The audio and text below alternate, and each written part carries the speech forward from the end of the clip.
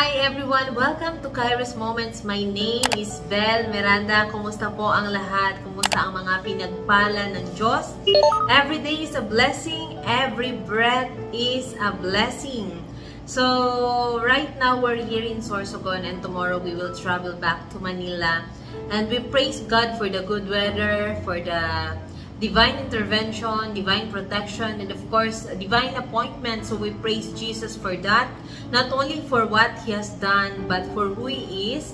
And of course, I thank you sa lahat po ng mga nakapag-subscribe and of course sa patuloy na nagsusupport ng Kairos Moments, sa lahat ng nakapag-like na nakapag-share ng ating Facebook page, ng ating YouTube, and of course sa ating TikTok. Maraming salamat po. Pwede po kayo, kung saan man po dyan, pwede kayo mag-comment po no, if you want to participate.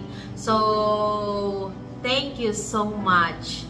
And for this video, I am excited again to share another testimony with you. But before that, let me share this verse with you in John chapter 15 verse 5. I am the vine, you are the branches. If you remain in me and I in you, you will bear much fruit. Apart from me, you can do nothing. So, alam niyo po, no? When I was reading this verse, I just realized na oo nga naman, damang-dama ko po itong verse na to, na kung wala ang Diyos sa buhay ko, not only sa akin, but also to each and every one of us, wala nga naman talaga tayong magagawa. Kaya po yung title po ng episode na ito ay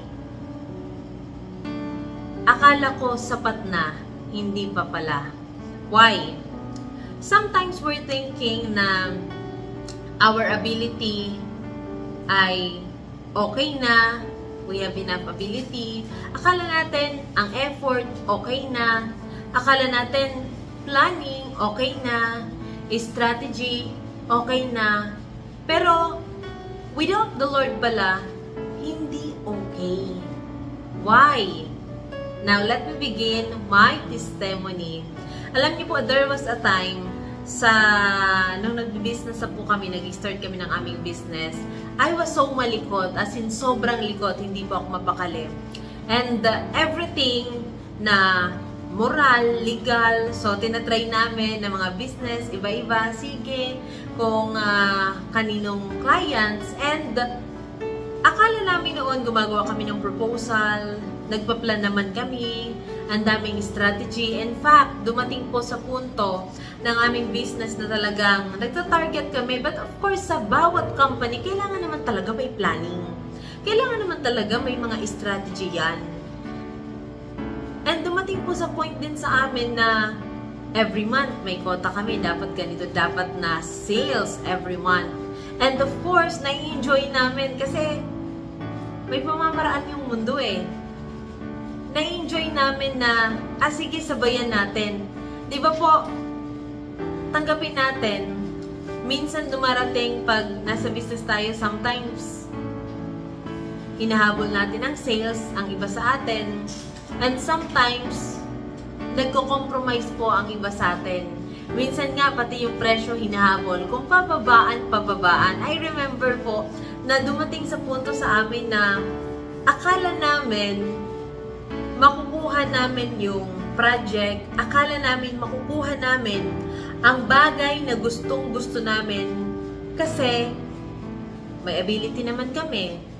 Kasi grabe ang effort namin. Kasi grabe talaga yung strategy namin. At akala namin makukuha namin yung bagay na yun na gustong-gusto namin dahil grabe. Sobrang binabaan namin ang presyo namin at isa sa requirement nila ay mababa yung price.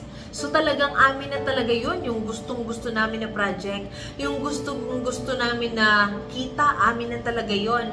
So I was thinking before na, in fact, I was assuming na amin na yung project na yun.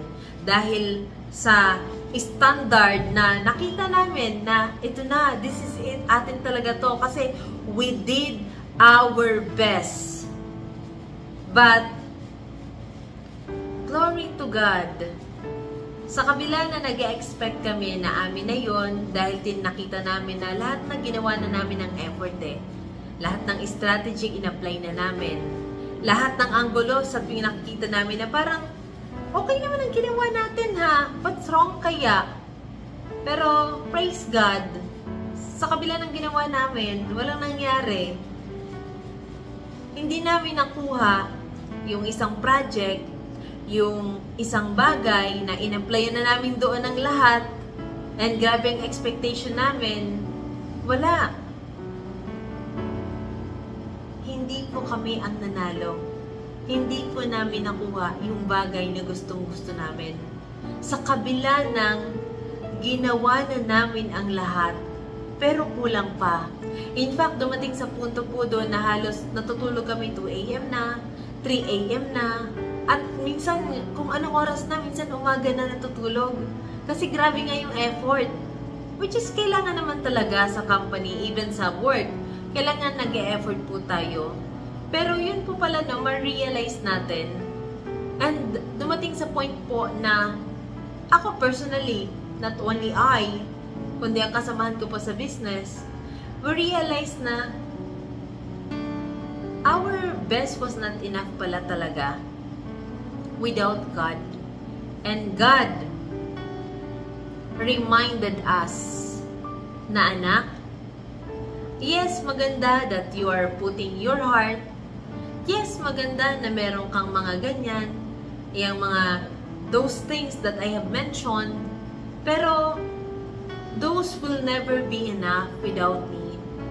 The reason why nakukuha ninyo yung desire ng puso ninyo, the reason why nananalo kayo sa mga project na gusto ninyo, the reason why ina-approve kayo ng client ninyo, the reason why binabayaran kayo ng maayos, the reason why nakukuha ninyo ang mga bagay-bagay, minsan less effort pa, it is because of the Lord our God. So, yan po yung reminder sa amin ni Lord na anak, kahit na kayo pa ang pinakamababa, pwedeng hindi ko pa rin kayo panalunin. Pero anak, kahit kayo pa ang pinakamataas yung price, kahit pa anak na parang tagilid kayo, kahit na yung mga kasabayan ninyo ay mga giant, promotion and blessing come from the Lord. No one can disapprove us if God approves us. Approval is in the hands of the Lord. So doon namin na-realize na, oo nga Lord, no? Pero alam niyo po, I like that and I love that because ang pagpapaalala sa amin ng Diyos na kasi minsan sa sobrang busy natin, akala natin sa sobrang kabisihan na hanggang sa na-exhaust na tayo, akala natin na ang increase natin doon nang gagaling sa lahat ng effort ng hands natin. Now let me tell you, strategy is good. Planning is good. Effort is good. Ang work natin is good. But without the Lord, it is not good. And those things will never be enough. Na there are some actually, nakakamta naman na ang bilis nga ng increase sa lahat ng ginagawa. Grabe. Ang bilis, grabe. Parang pag tinignan ng ibang tao, grabe, she's very successful, they are very successful sa career na pinili nila, ang layo na ng narating nila. Pero pag wala pala ang Diyos, darating sa punto na, Lord, nakakapagod.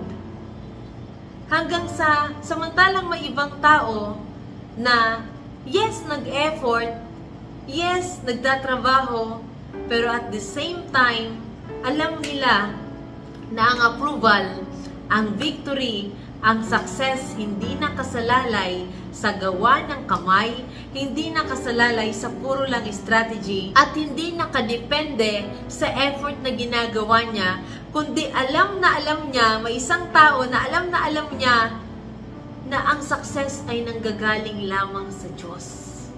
Nag-e-effort, at the same time, yes, nag-work, Yes, nagra-run ng business. Yes, nag-aaral. But at the same time, enjoying the favor of the Lord. Kasi yung iba, sinubsob na ang sarili sa trabaho. Ang iba, sinubsob na ang sarili sa negosyo. Nakakala lahat ng effort, through their effort lang, kaya papagpalain, kaya grabe magpa-prosper. Pero tandaan po natin to, brothers and sisters, those things are not enough. We need God in our lives. When we say we need God in our lives, hindi yung, Lord, I need you. We are confessing with our mouth, but not sa puso natin. Na ang bibigay natin na oras sa Diyos ay tira-tira, and we don't have time to consult God, and we're not spending time with the Lord, asking God, Lord, is this okay? Lord, naka-align pa ba ako, Lord, sa plano mo? Or ang ginagawa ko na ngayon ay ang plano ko at hindi ang gusto mo na gawin ko?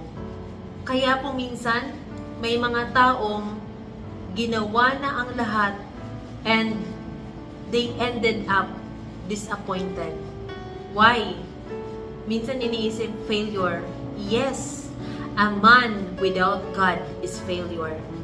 But a man with God and nakaabide sa Diyos, yan yung mga taong successful sa buhay. Because victory comes from God. Now to end this, let me share this verse with you. In 2 Corinthians chapter 9 verse 8, and God is able to bless you abundantly, so that in all things, at all times, having all that you need, you will abound in every good work. Ulitin ko po dito, and God is able to bless you abundantly. Who will bless us abundantly? It's the Lord Jesus Christ. So let us not forget the Lord our God na pinagmumulan ng lahat ng mga mabubuting bagay. Thank you and God bless.